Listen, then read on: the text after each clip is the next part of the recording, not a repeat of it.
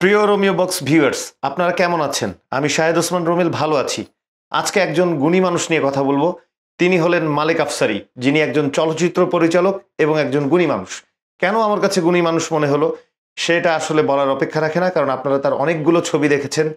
প্রায় 24টি ছবি তিনি নির্মাণ করেছেন এবং এর মধ্যে 22টি ছবি তার সুপার ডুপার হিট।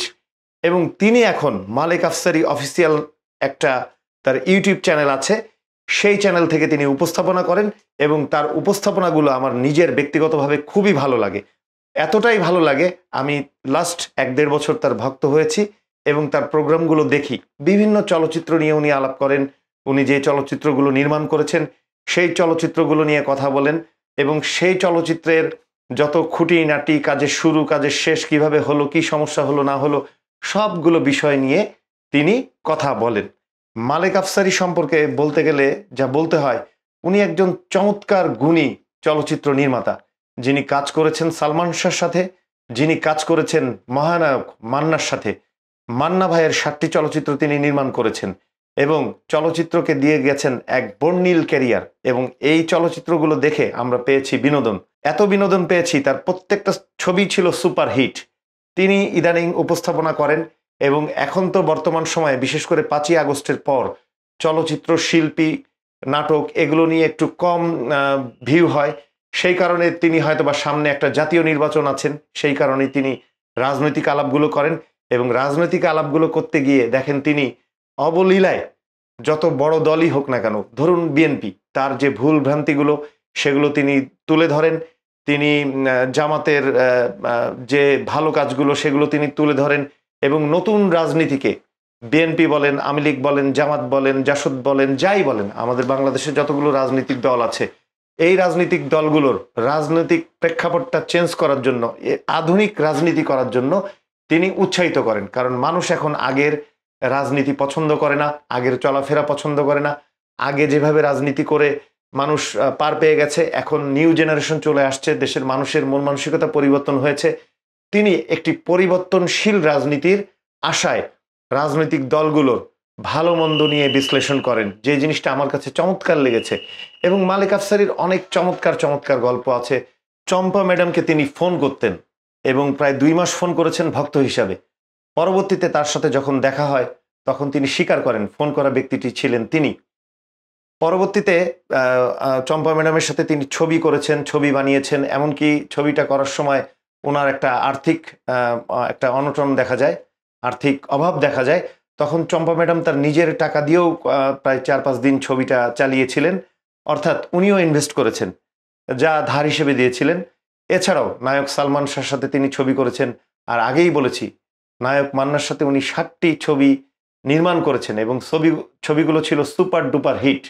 বাংলা চলচ্চিত্রের হিসাবে উনি অনেক আপগ্রেড একজন পরিচালক ছিলেন। কেন আপগ্রেড বলছি? আপগ্রেড পরিচালক ছাড়া 24টা ছবির মধ্যে 22টা ছবি হিট করা যায় না এবং বাকি 2টি ছবির মধ্যেও পরবর্তীতে একটি ছবি হিট করে।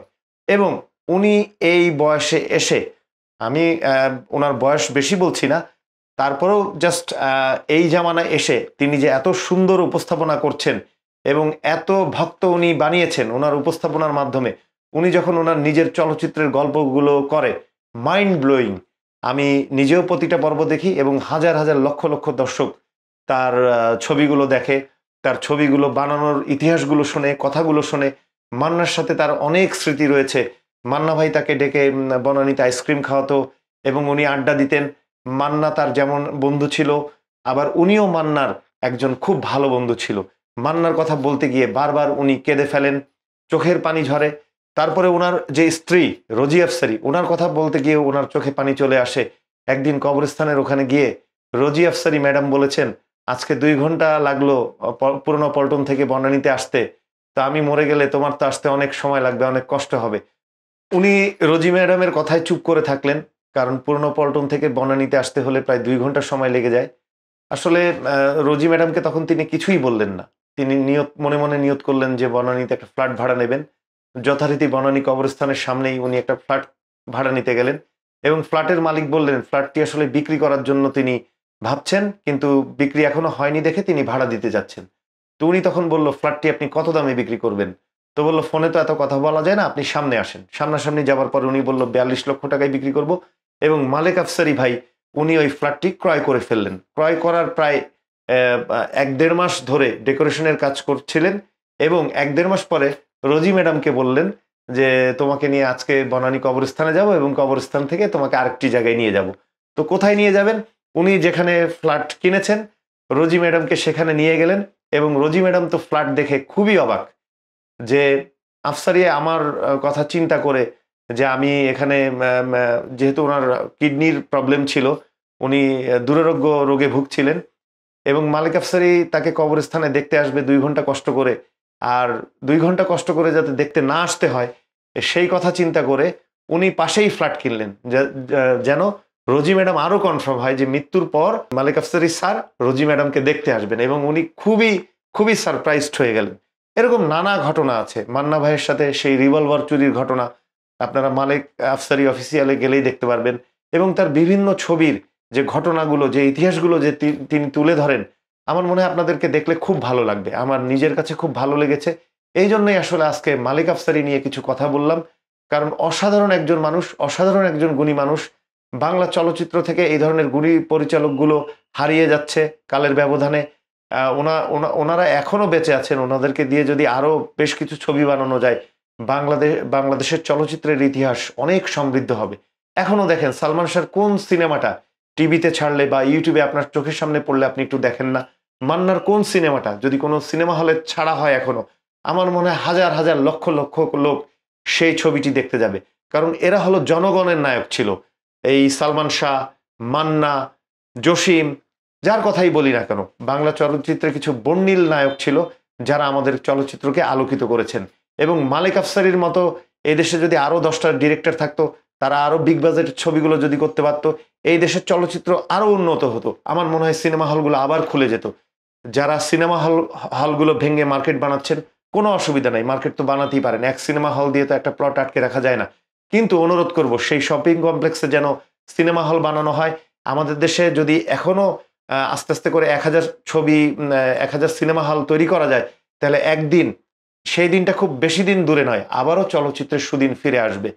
মালিক আফসারির আসলে উপস্থাপনা আমার এত বেশি পছন্দ হয়েছে, যেই কারণে তার সম্পর্কে বেশ কিছু কথা আমি না বলে পারলাম না। তার অনেক গল্প আমি শুনি, অনেক সিনেমা বানানোর গল্প শুনি, চমৎকার চমৎকার গল্প। দর্শকরা, আপনাদের কাছে বিনীত অনুরোধ, মালিক আফসারির সিনেমা বানানোর যে গল্পগুলো আছে, মান্নাকে নিয়ে যে গল্পগুলো আছে, তারা 4 জন একসাথে ঘুরতেন। মান্না, মুসলিম ভাই, মালিক আফসারি, মাসুম বাবুল, এই 4M সেই সময় বাংলা চলচ্চিত্রের জন্য একটা ম্যাগনেট পাওয়ার ছিল। এই 4M যখন একত্রিত হতো, একত্রে যখন একই একটা প্রোডাকশনে কাজ করতো, তখন সেই প্রোডাকশন হতো খুব শক্ত। এবং এই সমস্ত কারণেই বাংলা চলচ্চিত্রে মালিক আফসারি খুব সুন্দর সুন্দর হিট ছবি আপনাদেরকে উপহার দিয়েছেন। সম্মানিত পরিচালক মালিক আফসারি রুবেল ভাইকে নিয়ে একটি ছবি করেছেন। একটি ছবি রুবেল ভাইকে নিয়ে করেছেন, যে ছবিটিও ছিল সুপার হিট। ছবিটির নাম যতটুকু মনে পড়ে ঘৃণা। মালিক আফসারি যখন যাকে নিয়ে ছবি করেছেন, প্রায় সবগুলো ছবি সুপার ডুপার হিট হয়েছে। 24টি চলচ্চিত্রের মধ্যে তার 22টি ছবি ছিল সুপার হিট। তিনি হলেন সেই মালিক আফসারি। পরিচালক মালিক আফসারি একজন জ্ঞানী, দক্ষ পরিচালক। এর কারণ হচ্ছে আজকালকার মিডিয়াতে দেখা যায় অনেক পরিচালকই আসেন, কিন্তু তারা হয় ক্যামেরা নির্ভরশীল ডিরেক্টর, কিন্তু মালিক আফসারি ক্যামেরা সম্পর্কে যা বোঝেন, ক্যামেরা লেন্স সম্পর্কে যা বোঝেন, এবং সেট সম্পর্কে তার ধারণা আছে। তারপর গানের যে শুটিংগুলো হয়, ডান্স ডিরেক্টরের সাথে তার যে কম্বাইন্ড কাজগুলো, অর্থাৎ তিনি জেনে বুঝে সব কাজ করেন এবং জানেন দেখেই তার নির্মাণগুলো অনেক ভালো হয়। তিনি ক্যামেরার প্রত্যেকটি লেন্স সম্পর্কে জানেন, কখন 35 লেন্স ইউজ করতে হবে, কখন 50 ইউজ করতে হবে, কখন 85 ইউজ করতে হবে। একজন ডিরেক্টর কখন ভালো হন, যখন তিনি ক্যামেরা সম্পর্কে সব কিছু জানেন। মালিক আফসারি বোঝেন ক্যামেরায় কখন কোন লেন্স ইউজ করতে হয়। এই কারণেই তিনি এত ভালো ডিরেক্টর, এবং নিজেকে যুগের সাথে তাল মিলিয়ে তিনি আপগ্রেড করেছেন।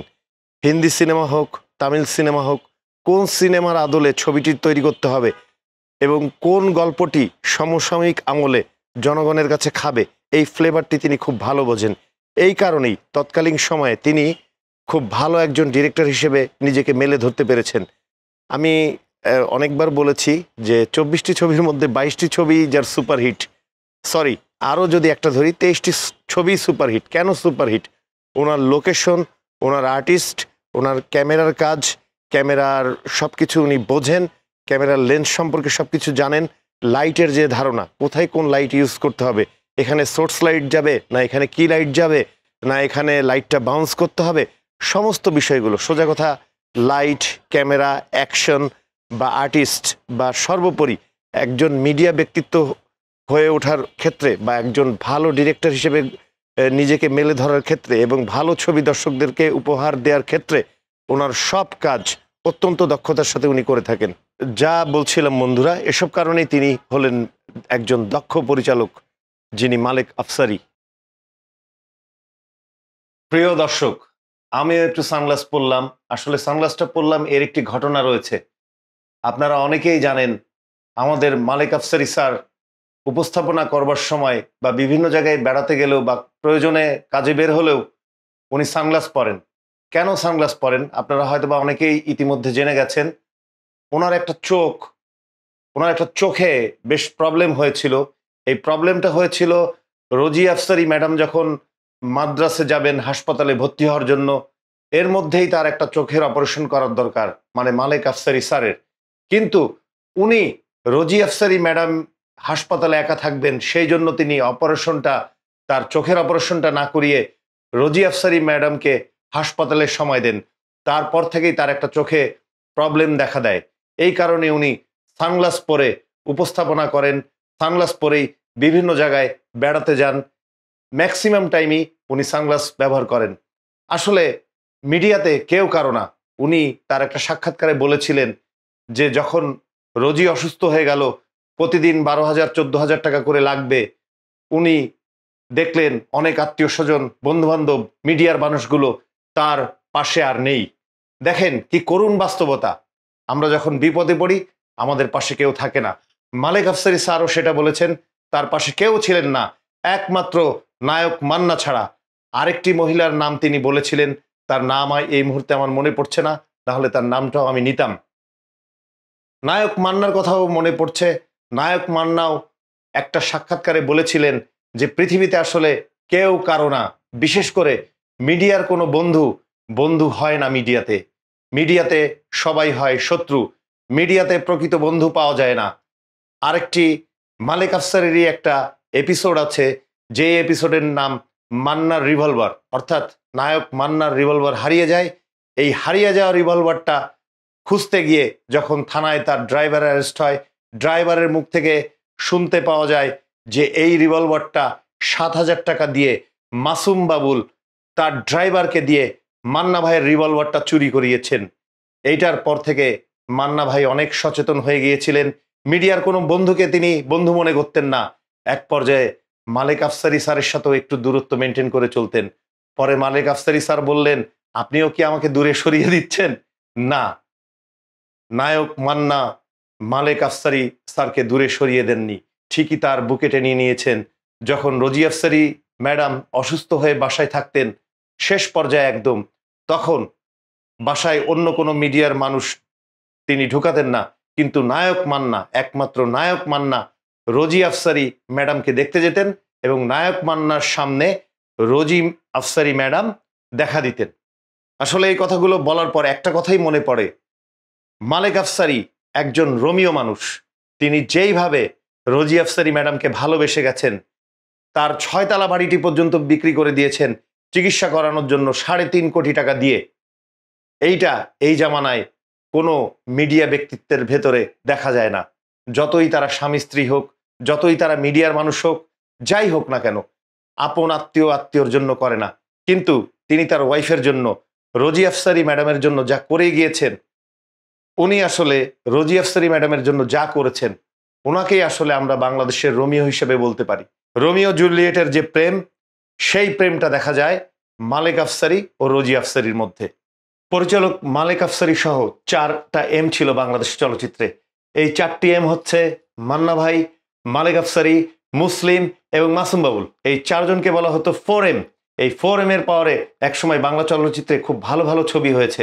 আবার এই ধরনের জুটিগুলো গড়ে উঠুক, একজন ডান্সে ছিলেন, একজন ফাইটে ছিলেন। ডান্সে ছিলেন মাসুম বাবুল, ফাইটে ছিলেন মুসলিম ভাই, পরিচালক হিসেবে ছিলেন স্বনামধন্য মালেক আফসারী স্যার, এবং মান্না ভাই ছিল সেই মহানায়ক।